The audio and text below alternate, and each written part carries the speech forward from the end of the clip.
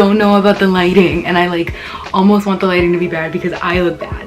So I don't want you to see me like that. My first video back in so long, I'm shy.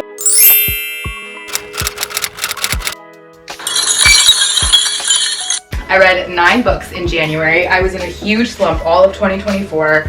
I'm not kidding, I read not even a full book in 2024. So embarrassing, so actually sad. I'm making up for it now. I'm gonna go over everything I've read this month, last January. It's actually February 4th. 5, 6, 7, I'm missing something. One moment. Okay, I've been trying to keep track. It's February anyway, I guess this, oh my god, this has to come off. Okay, I don't know how to do this like nicely. Ooh, kind of tragic.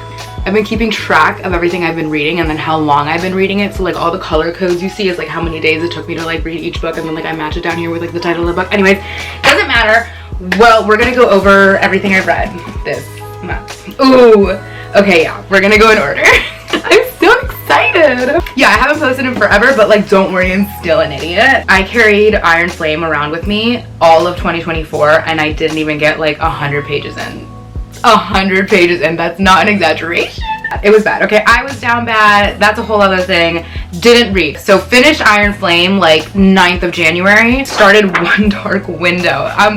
This is starting off really strong. This is a duology. These 2 books mean so much to me. Sorry to flip-flop, but let me just like tell you where I was at mentally. I had just finished Iron Flame, right? Left me like underwhelmed, to say the least. So I went into this series not expecting anything really. I just had known that it was really talked about and well liked across TikTok everywhere. I cannot say enough good things about this series. It is so good. The world in this is absolutely different than anything I've ever read before. Like the magic world, just all of it. It's so well written. I felt like less was more in the writing, in the sense of like everything was so simply written and concise, but said so much. I don't even know if that makes sense. I feel like it doesn't, but this was just everything. The characters are amazing. The banter in this is what did it for me. It's actually funny. I did cry at the end of the series.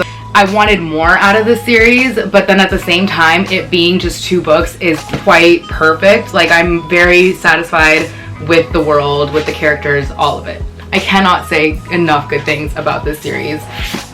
Just amazing.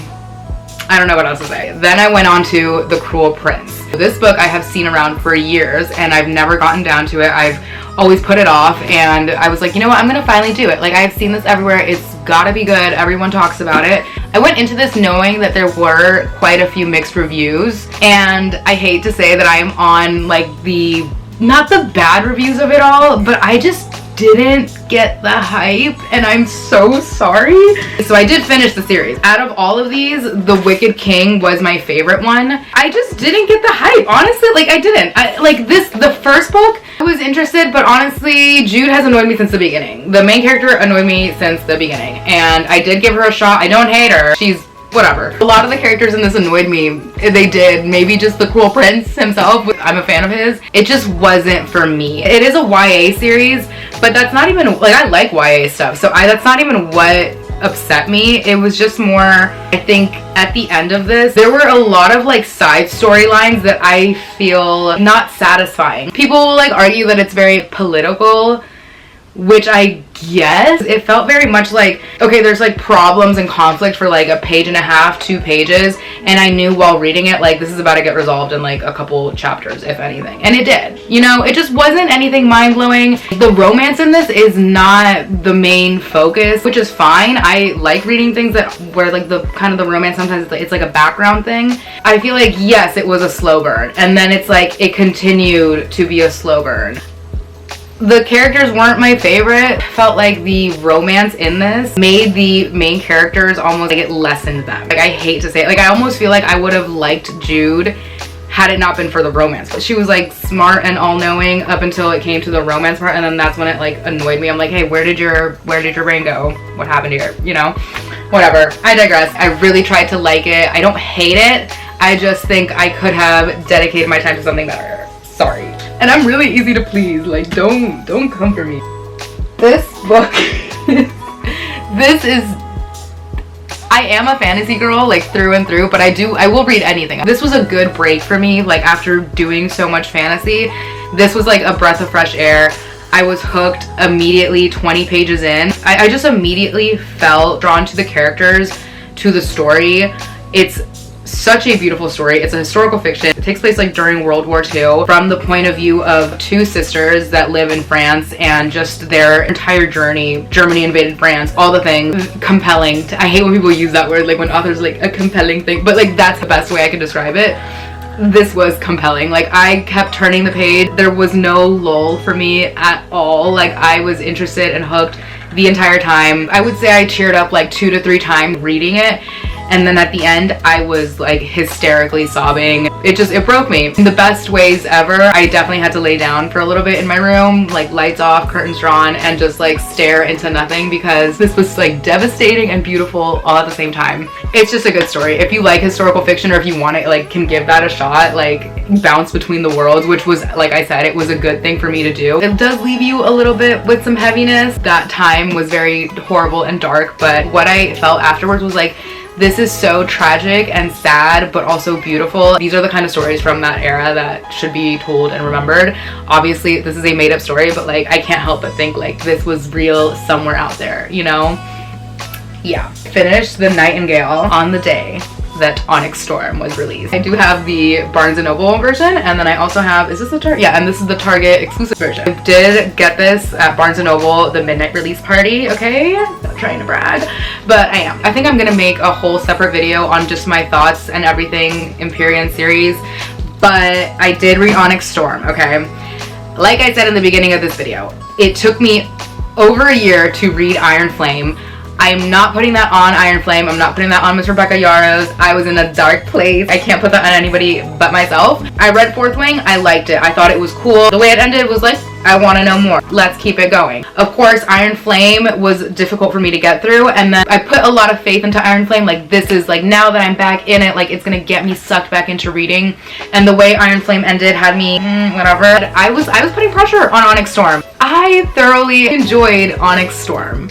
I did, and I don't care. The first like couple chapters, I was a little lost. I was like, who are these people? Where did you come from? You were probably mentioned like one time in the series, and like, who are you now? This did leave me reeling. The book hangover after this was so real. I love this. I loved Onyx Storm. I loved it, and I don't care who knows it. I don't care who knows it. I feel like 75% of people love this series, and then the rest talk a lot of shit. Or maybe it's 50-50. Maybe I'm just like on the Onyx Storm love side of TikTok.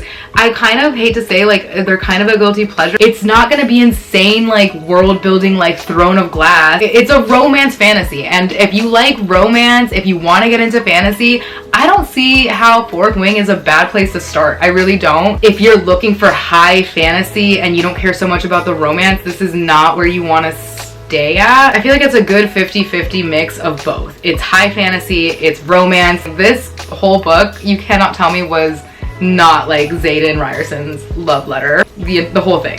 It's a love letter. Xaden Ryerson, like my top 3 book boyfriends, like he is everything. I think I'm a girl's girl in every world except this one, because if I got around Xaden Ryerson, like, sorry Violet, like it's fair game. This brought me back. This was actually funny to me. Like all the side characters, like this is, now I'm attached.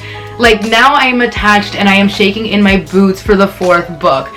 That's not even a thought right now, let me just add. It hasn't even begun to be written and probably won't be out until late 2026. By the time I finish this one, now I'm like more interested in the plot. Like now I need to know what happens. There's a lot I can say about this series. Like, all the bad reviews, like I see you and I hear you. But like, can we just read for fun? A lot of people will, you know, they have their things to say. They say it's not well written. Like I said, I'm easily pleased. I don't know. I have only good things to say about Onyx Storm. I am currently re-listening on Audible to Fourth Wing, just because once I finished this, I did not want to leave this world. Like I could not leave this world. Like, what do you mean I can't go to Biscaya? Like, what do you mean I can't have a shot at crossing the parapet? What? Like, I would slay that. This is like fully just escapism to me when I want to jump into something else. Like I said, the characters are funny. Team Riddick till I die. I know some people that are waiting until the full series is out. I believe there will be 5 books in this series. If you can do that, more power to you. If you want to suffer with me, please help yourself, because the way this ended, like, what do you mean? I can't believe it. Like, I need to fast forward to when the 4th book comes out. To all the people that are like, it's bad writing, this gives like fantasy a bad name, f you. Like fuck you. Like, can we just read for fun? Can we just read with like a little pleasure? God. It's good. Next book I read was Daughter of No Worlds. After Onyx Storm, I was like, what am I gonna do? I couldn't leave the fantasy world just yet, so I was like, let me jump into something else. I love fantasy, and I don't ever want to leave the fantasy land. I don't care. This I had seen a couple times. What really did it for me was I was at Barnes & Noble. I start chatting with the Barnes & Noble associate, and she's telling me Daughter of No Worlds is so good, and it's currently sold out because everybody's reading it. I was like, all right, I'm ordering it. This is definitely high fantasy, and it was a slow burn after coming off like the Onyx Storm high. This was such a good book to pick up for me. I read this in like 2 days, and it's like about like a little over 500 pages. I love our female character in this. She is really cool. Really love her. From I don't care for you to friendship to lovers type trope. I don't even know how to explain that. Maybe, I guess, enemies to lovers, but not as insane. It's basically about this girl. She was a slave. She gets her freedom. She joins the orders, which in like a shortened version is like a very powerful military that are like very prestigious and high up there. And she believes that if she joins them, she can go back and like free all the other slaves too. Some other shit goes down, and it's good. It's a good escape from the real world. It's a good fantasy. This is a trilogy. I am currently on Children of Fallen Gods. I'm almost halfway through the 2nd book. I did read Ash and Sun after Daughter of No Worlds. It is a novella. It's very short. You can actually get this for free. If you just like Google Ash and Sun by Carissa Broadbent, like you'll be able to pull it up for free. I feel like I ran through this, and it immediately had me ordering the 2nd book. Okay, so there we go. I read 9 books in January. I went from like 2024 not even reading a full book to 9 in January, and currently I'm on book, actually I'm book only number 1 in February, but it's fine. We're reading books all of 2025, and I could not be happier. Obviously you haven't seen me on here for a while because, like I said, I was down bad and in a reading slump. Actually, I was in a little more than a reading slump. I was just in a slump, but I'm happy to be back. It always feels so awkward. I do this like all the time, don't I? I'm always like, hey again. It's me, you guys. I'm here, I'm back, and please let me know all of your book suggestions. I am playing mad catch up this year. Like, God, I feel like I'm just so late on so many books. I am on Book Talk. Oh God. I am on Book Talk, so follow me here, okay? I don't only post just about books. I kind of do little vlogs here and there and like just F around and be stupid. But I have decided that I do want to be a part of Book Talk, and yeah, if you want to follow me on there, that'd be cool. All right. So yeah, that's all I have to say. Follow me on TikTok, follow me on Instagram, and here, it would be actually, you know what, let's start here first. I'll be posting what I'll be reading in February, all the things. I don't care. Do you care? No one cares. Thanks.